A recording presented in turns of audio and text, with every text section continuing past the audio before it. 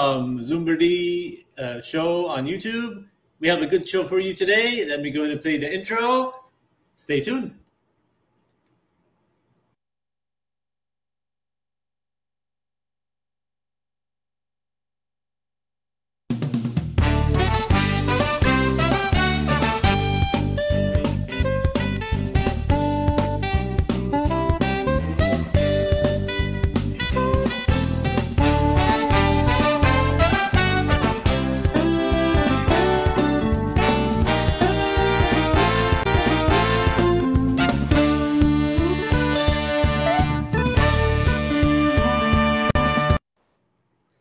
Oh, that was the intro, and welcome back.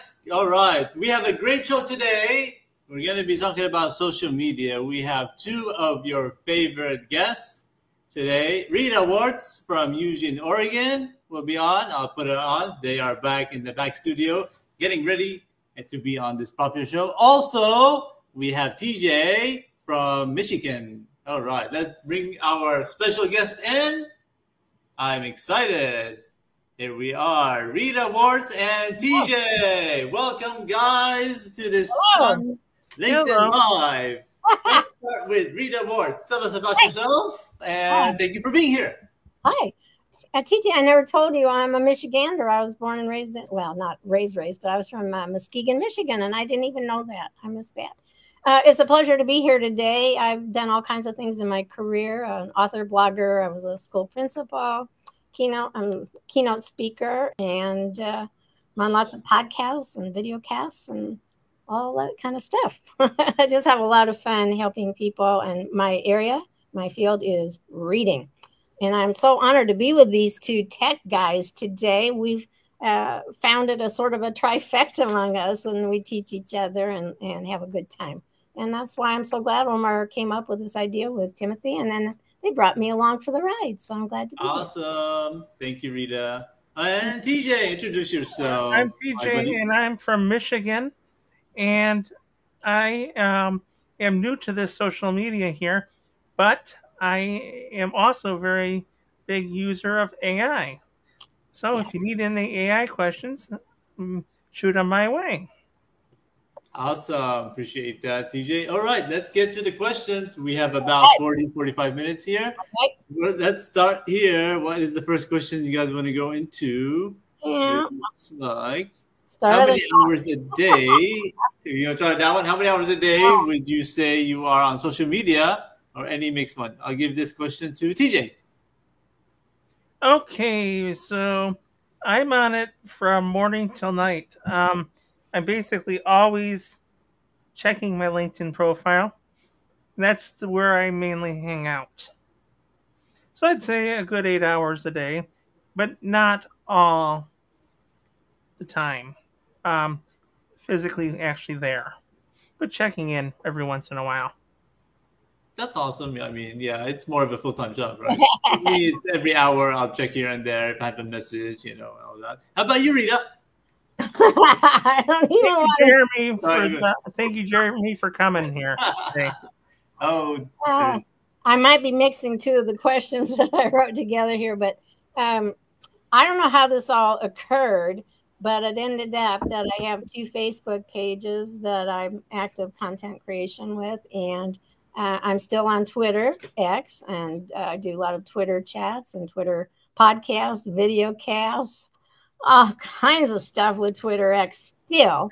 So that takes a lot of time. I'm on LinkedIn, which I spend a lot of time. This is only since last year I rejoined LinkedIn. I'm trying to think what else. I've just joined TikTok so I can put my reading videos up.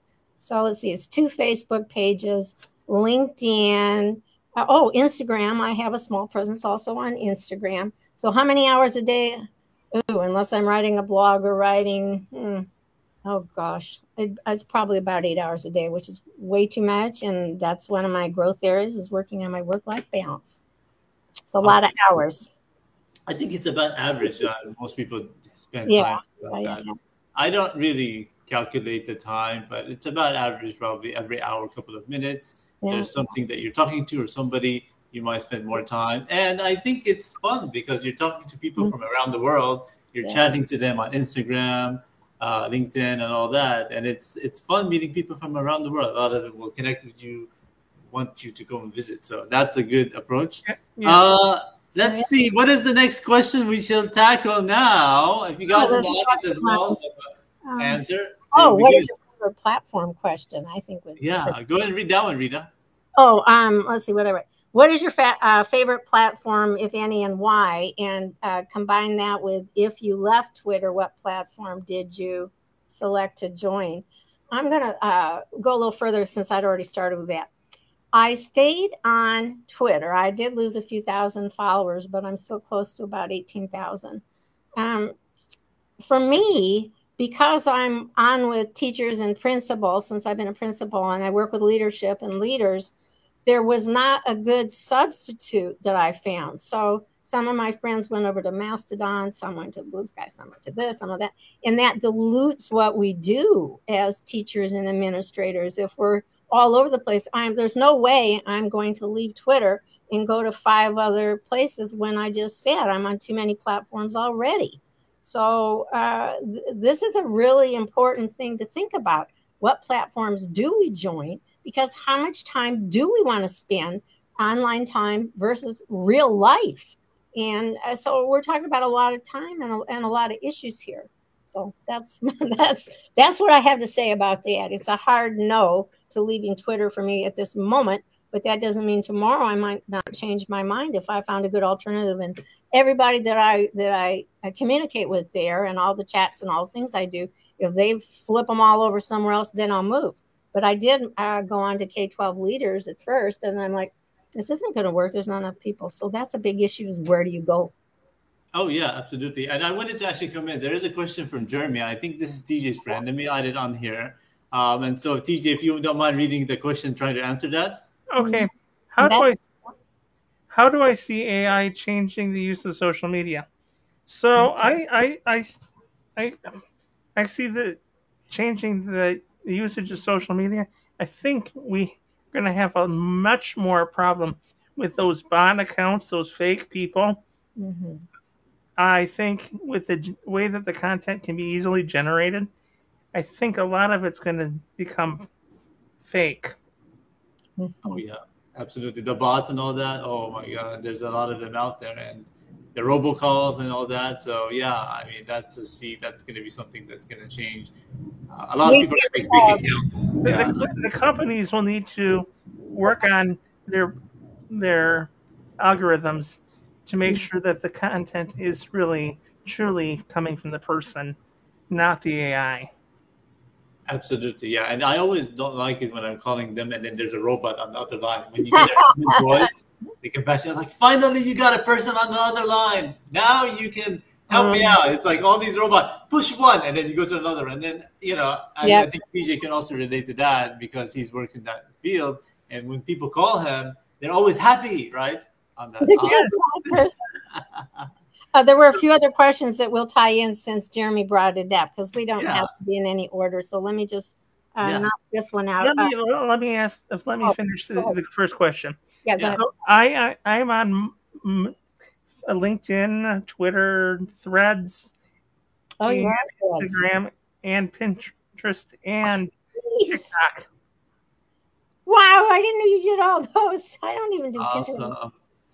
Is that all of them? Is there anything missing? And what's the future going to be for the new one? Is there going to be a new AI social media platform coming up soon where you can be yourself as a robot? That would be cool, right? Maybe we need to have something like that. Maybe I need to get with those tech people in California. Create your own, yeah. And there's a LinkedIn user. Hi, friends. Somebody who knows us. A mysterious guest. All right. Next question. What are we going to look at here? Well, let's go with that one where I started to go back to Timothy, TJ. I remember writing questions, and one of them was, how are you using AI already in your work if you are, and what do you see as future impact? So you answered a couple of those pieces, but you are our expert, our resident expert here. Do you see that when we get past the initial stages of AI, which has gone very fast, in my opinion, do you see us lessening all the rest of these platforms and just using AI? as an all-in-one, or kind of like Mr. Musk is talking about for Twitter X? What do you think will happen? I think that people will find a medium that will suit their best need.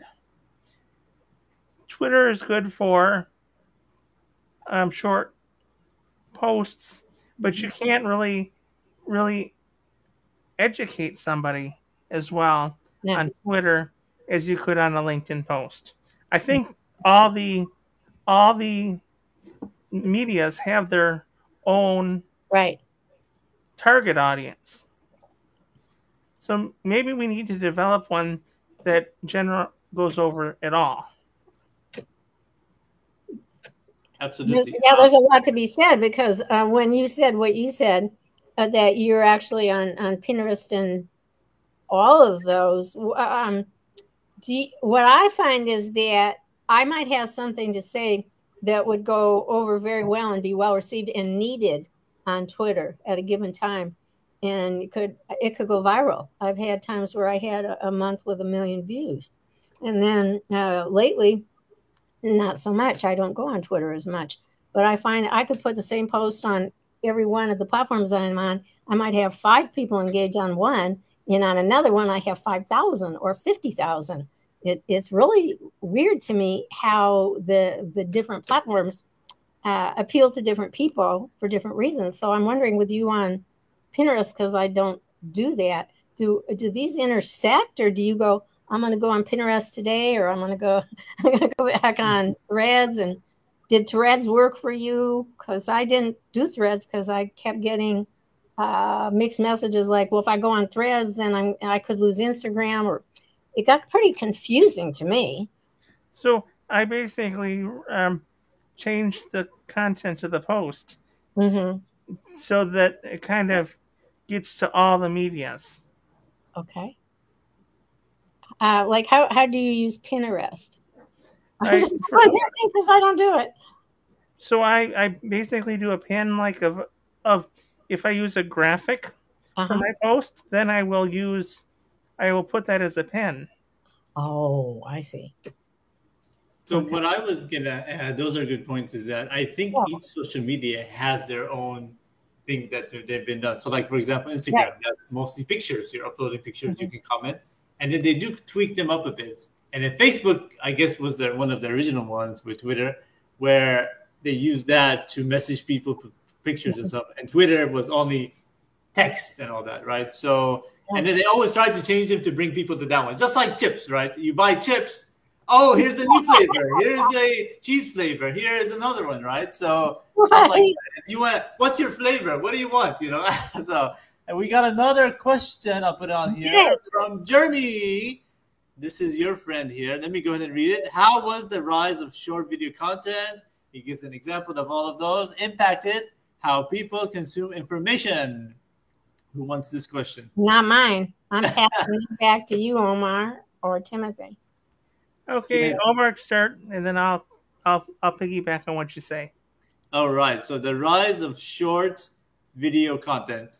So I guess people want something that's simple and short, right? Putting a video that's tiny from your phone and convenient to teach them a lesson or something, that's always convenient, I guess. That's the main thing that I'm thinking about. And it impacts people in a positive way, sometimes, or a negative way, depending on this. I'm seeing a lot of videos on there, cow videos or whatever it is. Some of them are educational. So they're very short and quick, and they're easy. What do you think, TJ? I think that the attention span of the average person is going down. Yeah. So I think that we need to have information. We got so much information. It needs to be in bite-sized chunks. Yes. Absolutely. You're so right on that. We have Rita. Do you want to also? No, pass on that one. All right. And who do we have here? Another LinkedIn user. Okay. Do you recommend using all platforms? I know, TJ, you have all the platforms. What do you think? Should you use all of them? Sometimes it gets over stimulating, and too much work, so I've been cutting back on the frequency of the other platforms. I read somewhere that you want to connect before adding another social media site to yours. You should get at least 4,000 followers from a expert in the field. Are you talking about on each platform? Yes, before moving on to the next one. Okay. Well, that would put me in trouble then. So because my Twitter X is huge. My Facebooks are very large. I hold it down. The one is international, and I hold that down to about 1,000 people. And LinkedIn, since last year, I have 3,000 and some followers. I've never been into the count, to tell you the truth. It's been who I wanted to go back and forth with, really. That's much more important to me than the count. So the thought that I'd have to have 4,000 on each of those to move when I'm starting TikTok, and the only reason I'm doing that, it was either TikTok or YouTube to be putting my videos up, my short videos. So I'm doing something new for me too. But I can't imagine that you would need that high a follower count to do something else that would behoove you to do it for yourself, either professionally or personally. Yeah. That's an interesting question that you brought up. That makes me really wonder about who said that and why they said that. Not everybody who says stuff is right either, you know. Yeah. I'm certainly not right. Don't listen to me about anything. But if I do say that I'm right about something, then you better listen to me. I was going to make a point of that. Yeah, absolutely, Rita. You're right about that. I mean, personally, for my social media, I've used TikTok, but I kind of used it for a while. But then I was like, nah, it's not for me. So I didn't go back to it again. I'm okay with that. The stuff I really use is Instagram or LinkedIn. And the reason I use them is I want to connect and talk to people. If I see there's a way for me not to talk to anybody on there, I'm not going to use it because I can keep scrolling and scrolling. And that's not going to help me. I want to talk to somebody. I want somebody to have a connection with, meet people, collaborate. And LinkedIn is a good way to do that, and Instagram as well. And that's why YouTube you use, but I know the YouTube. Yeah, that's what just a year ago almost since I uploaded those with the shows and all that. That's awesome. All right, we have another comment here. Good to know, more about YouTube that you wanted to skirt around, because I'm still in the debate between TikTok and YouTube for what I want to do for my other piece that I'm adding in right now. So if you could say a little bit more about that, I would appreciate it. And I bet the rest of our participants would too. Absolutely. Yeah, YouTube is definitely a good platform in terms of if you have content or a lot of education that you need to put. That's at least 20 to 30 minutes, I would say, to be useful. For mine, I use a game show that I upload on there. Anybody who's watching, definitely check it out. But YouTube is good for education. If you are having a video that you want to show people, whatever it is, definitely a good platform. So Rita, I do recommend that depending on what is the content that you're promoting out there.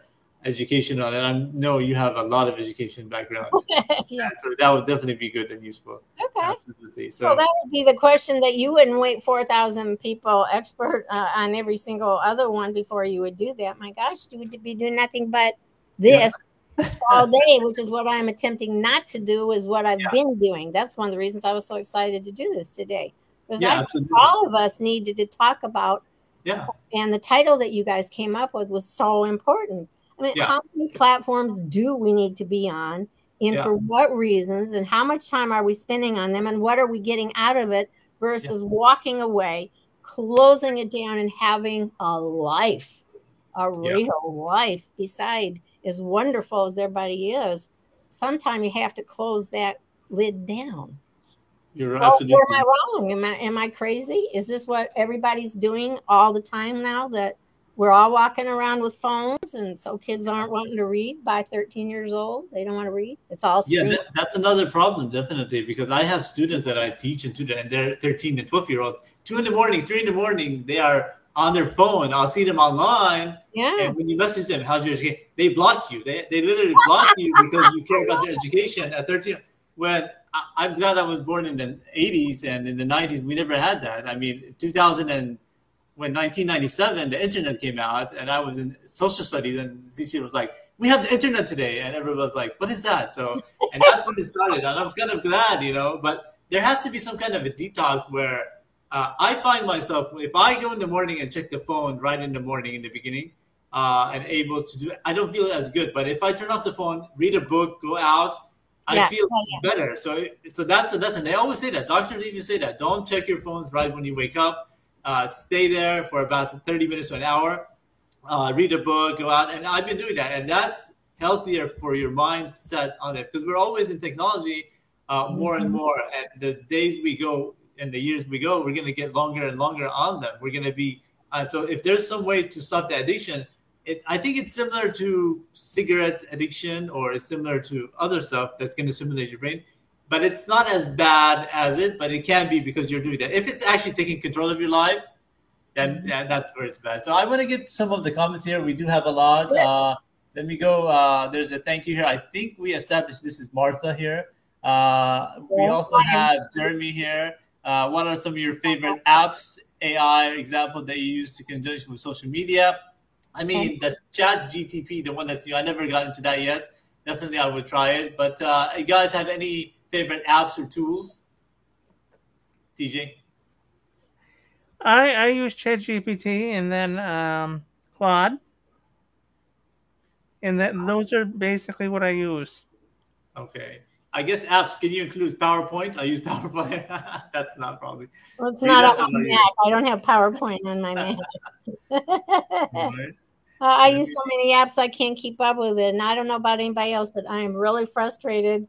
Seems like almost every time I get on anywhere, I'm changing my password or there's been a data breach. And I am concerned about the lack of privacy, and that we're so out there now that who all's got our data. When I got notified of at least 3 major data breaches in the last month, and a couple of frauds. This is a problem, or I don't want to say problem. I don't like that. I don't like words like problem and struggle. It's a challenge to me to continually be looking in my notes and find out where it says, well, you changed this 5 months ago, or this is not the right one. I'm like, I'm getting to the point now where I'll just turn it off. I'll come back to it. I'm too frustrated. I can't do it. You're right. You're absolutely right. Is it just me? Is it just me, or is this to everybody? Oh, I think it is for everybody. Absolutely. Thank you. We're all going through that. But what about you, TJ? Well, you're not supposed to use the same password for each site. So I use a thing called KeyPass that allows me to save the passwords on my hard drive. Okay. Oh wow, okay. And then that locks it up so nobody can access it or anything like that. Yes, you just remember the one big password, and then you. Oh wow. And it's not synced with the web, so you don't have to worry about the privacy concerns of LastPass getting hacked or them getting hacked. That's a good point. I tend to want to remember it because it's good for memory, right? Remembering the number, make it similar where you change a number or two. But if you don't, I always try to rechange it or say I forget password and then come up with a new one. But generally come up with a password that's unique and something but also not the same. They always say in the jobs, right, that don't make it a name or something. Make it some weird character that nobody will know. But that's what I tend to do. I don't want to write it down or anything, just try to memorize it or something like that. Yeah. And Jeremy looks like he agrees with the educational. That's awesome. Yeah. We have our very own TJ having commenting here. Awesome. I like it. All right. What other questions do we have here? There are a lot of questions. Yeah. We've been skipping around. So what didn't we talk about that you wanted to talk about? Let's see. I just lost my page here. That's okay. You had them right there. Yeah, Jeremy brings up a good point. Let me get what back. If you forget the password for LastPass? Oh, you would be in trouble on that, Dan. That's for sure. Yeah. To where I was here. Do you want to put the password with 1, 2, 3, 4, 5, 6 plus at the end? That's a common one, right? I don't know when it's asking for up and down characters and exclamations and it gets pretty wacky. It does. One of the questions that we were looking at was back to AI, which is Timothy, Yeah. TJ. Do you think that most people now have some familiarity with AI, or is it pretty new, do you think, for the majority of people, unless they're tech people or IT people? I think that AI is an emerging technology that we need to learn how to embrace, but there also needs to be some regulations Okay. because it can go bad really quickly. Meaning information that's incorrect, that's Yeah, being. or people not doing their homework, plagiarism. Yes, okay. So, Oh yeah. what about for classrooms, you guys? Do you see teachers having issues with privacy and misuse of this new technology? How big an issue do you think that is, or is it? Possibly. I mean, I've taught online, and Right. that can be a privacy issue where they're trying to hack some of the lessons there, trying to Yes. come in or change the grades. And it happened in the past. I mean, I remember in the 90s when they had the grade books, right? People would actually write the grades. You had an A, and I would go to the teacher's desk and be like, okay, so you had this in math, you have an A plus, you have a B plus. But now it's all computer based, and people can hack. And I'm sure there was movies and stuff like that where people, I'm going to change my grade. He hacks in the computer, and then he gets A. They find out. He goes to the graduation. Last minute he comes up, and then oh, and then he calls in the microphone. Oh, Mr. Roger or whatever your name is. I'm not saying Mr. Roger the person, but that's the name that came up. But what? Let's assume that's your name. And he comes in. You are not graduating. He comes in on the head. Come back, come back. You know. So that stuff can happen, right? So you gotta be careful. It is out there, and people can hack and cheat in their grading, and Wow. they didn't really pass because AI can be a terrible thing in terms of that. So they gotta be really careful. And I'm sure there's more security. I don't have any kids in school, or I haven't been in school in a while. Last time I've been in school was college, which was graduated about 13, 14 years ago, and that's been a while. Jeremy's mentioning Ferris Bueller. Did they mention that? It's been Ferris Bueller's Day Off. That's a great movie. Um, Yeah, that's right. but Rita, I've got a question for you. Uh-oh. How do you think that they can utilize AI in the classroom? Oh, I think it's happening now. Yeah. You know, when I was a principal, we were doing computer labs and we had computers in the classroom, but nothing like the extent of what's being done now. But I think at first, when teachers first heard about AI, again, I'm not speaking for the whole teaching profession, but I think there was a lot of worry, you know, or this too shall pass, it'll go away. But I don't think that's happening now. I am not, this is not my field. I have no expertise here to speak as an authority. Okay. But what I can say is I am seeing a shift happening in the threads that I follow on Twitter, on X, and on Facebook, where teachers are starting to embrace the technology. It reminds me of when computers first were used in the, I'm sorry, calculators were used in the classroom, and the teachers say, no, you're not going to use a calculator in here. If you go way back, people had to use slide rules to pass chemistry. They had to pass a periodic table chart test to pass chemistry. So I think that what's happening with AI is that it came really fast, almost like that movie, While You Were Sleeping. What I said was, I finally caught COVID, and while I was down with COVID, all of a sudden AI was there, and I was already behind. Before I'd even, got off the bed, practically, I was behind. So it happened to me. It happened very fast, without a lot of time to let it really sink in and circulate. So I think the teachers are going to be much more into the notion and the actual use of AI. They're just now learning how to do it and what to do. There's so many changes going on in public schools right now. So I do think it's going to be everywhere. It's not going to go away. It's here. The future is now. And so this is my area that I'm working on now, is to get myself up to speed with AI. I'm just barely there. How do you do everything at one time is always my question. Well, we're talking about learning and teaching one another. That's why we decided we would even do this, and that we could be honest with one another. When I say to you, I have expertise in a lot of areas, but not this. So this is where I'd already said to Timothy, "Are you going to teach me what to do? I need help." And one of the blogs I'm probably going to be posting in the next few days is about the ask. Steve Jobs had talked about the ask. And for me, the ask is always to be able to say, I don't know how to do this. Will you please help me? And I think it's imperative that all of us that have expertise in a lot of areas, those areas that we don't, and I have many, it keeps me very humble.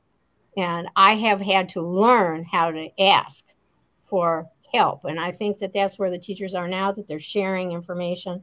And I think that by the time school starts all over our country, there's going to be much more to the good, that they're using AI productively and they figured out how to do it, how to start the lessons, and how to do things without the plagiarism as the big issue. There's no point in worrying about plagiarism when they don't know how to use the whole technology yet. Well, I don't want to say there's no, I mean, yes, you've got to be concerned about the plagiarism. First, you have to know how to use it and get started. If we don't start it, we'll never do it. You're right. You're absolutely right. It's about everything. You have to start. And this is where I just keep pushing myself. I have to learn it. I have too much drive sometimes. There's so many things that I know I don't know. The more I know I don't know other things. And tech is, I'm not an IT person. That was not my strength. When I moved to Oregon, honestly, I came with a track phone. I didn't even have a Facebook page. So when I get upset with myself about what I don't know, then I just say, look what I do know, and look how much I've learned, and look at all the people helping me every day, like you guys. Yeah, that's awesome. Yeah, definitely good point. When you were mentioning that, I was thinking we should have, looked at it and see how in the news the AI and the classroom is affecting it. I'm sure there's many crimes that have been happening. That's something we can look up in the future. But definitely, I'm sure there's a lot of stories regarding that. But how can AI help the classrooms? That's a question I would pose.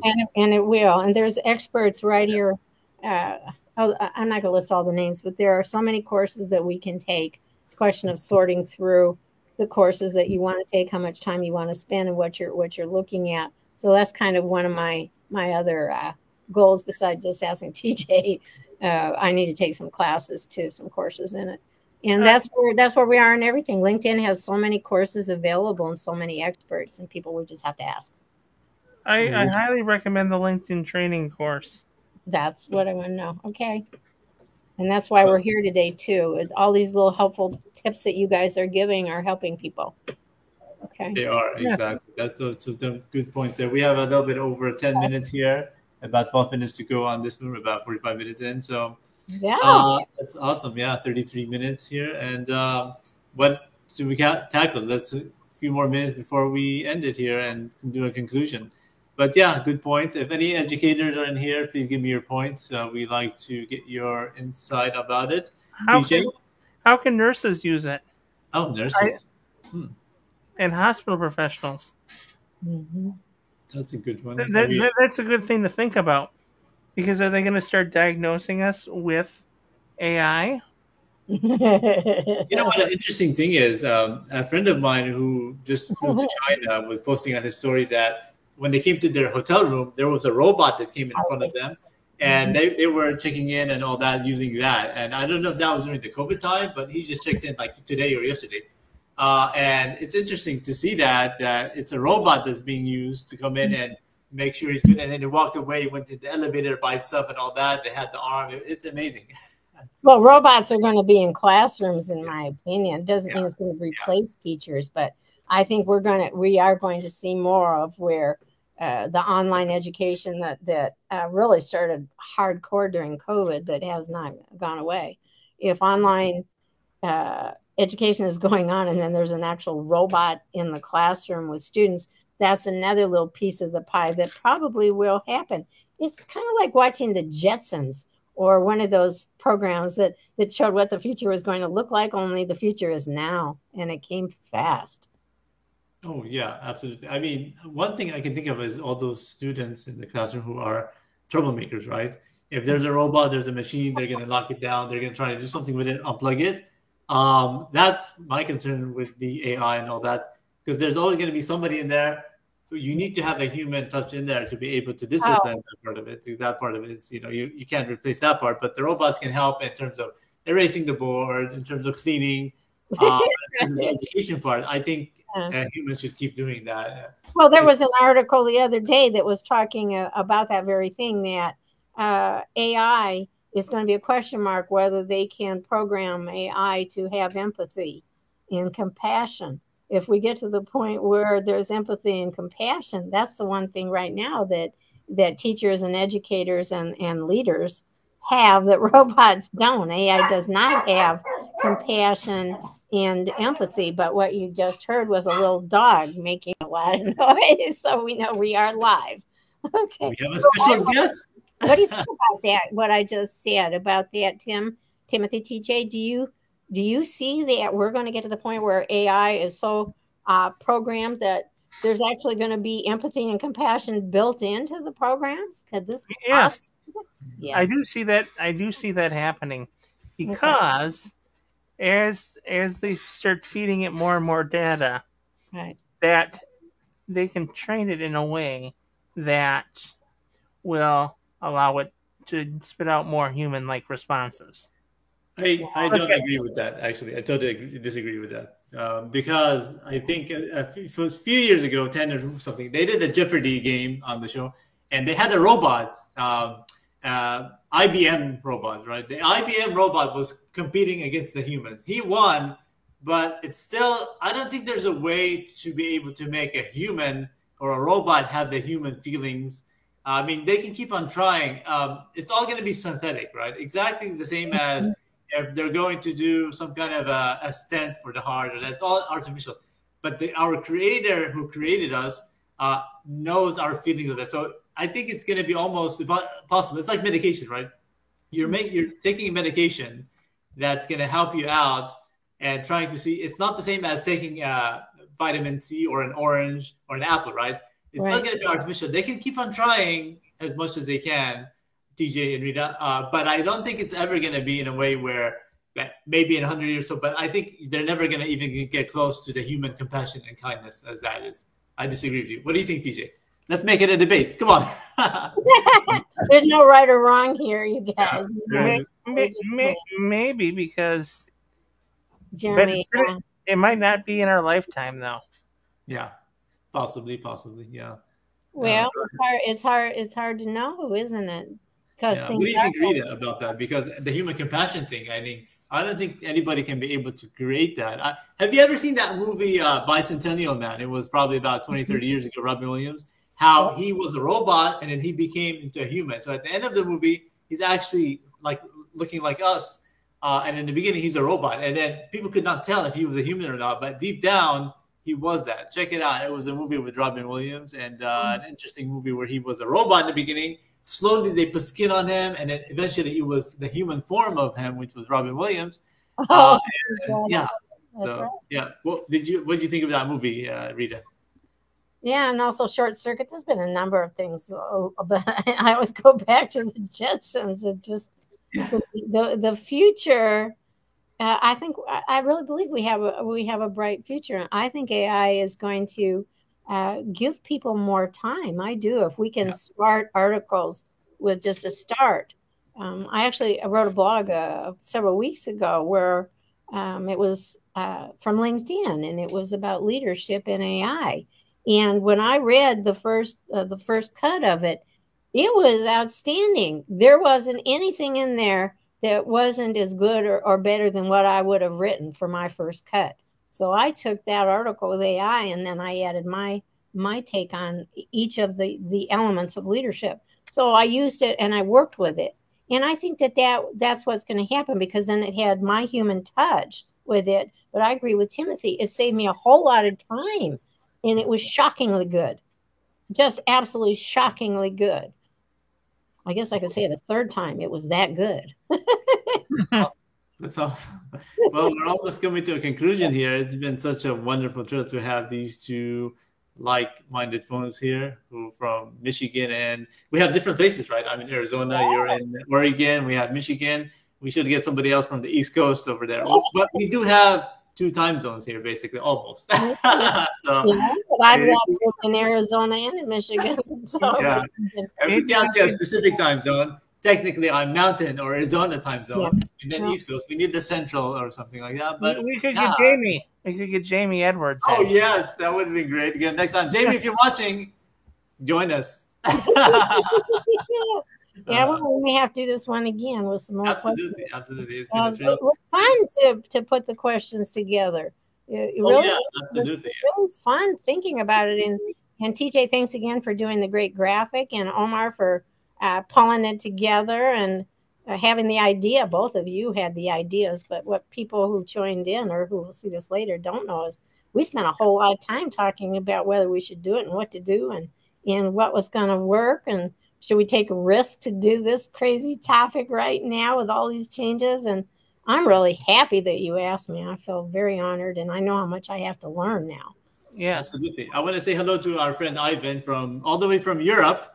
Cheers, everyone. Ivan is a good friend of ours. He's been on Zoomberdy and with Matt Allen. Hello, Ivan. Welcome. All the way. What time is it over there? It's like probably midnight or 1 a.m. So dedicated to join us. A big fan here. All right. What time is it there where you are, TJ? 6:41. TJ? Oh. 6:40.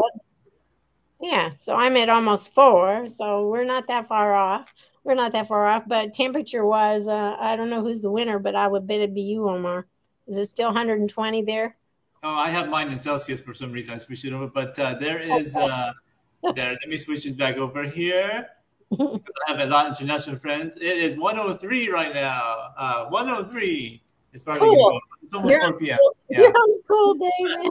Well, it wasn't as bad because we did have cloudy weather, and I think the so-called storm from the hurricane kind of made it a little bit withered down. But 103 isn't as bad, and it's 12:40 where he's at. And before we go, we always want to make a comment in regard to all those who have been suffering through the storms of life, whether, as I say, without or within.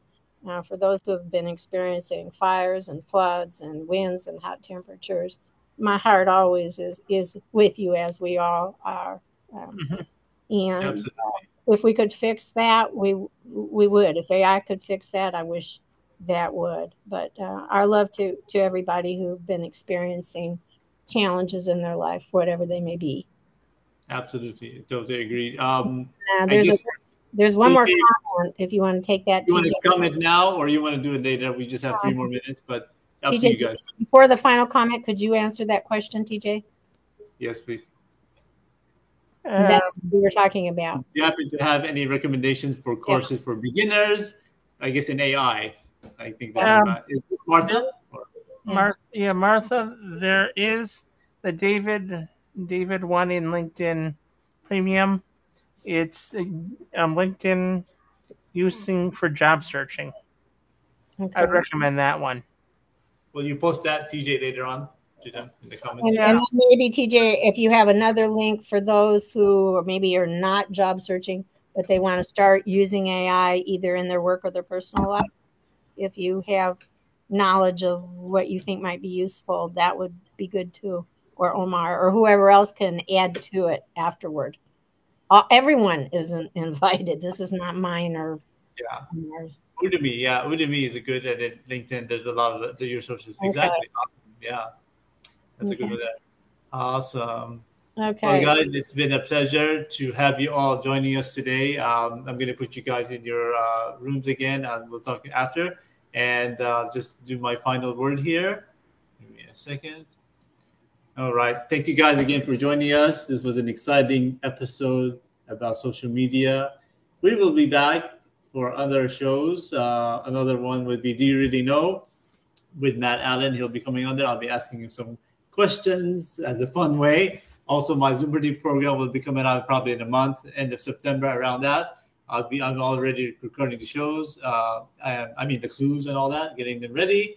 I want to thank you guys for participating on this wonderful show. All our audience, all the questions, all the comments. It's been fun.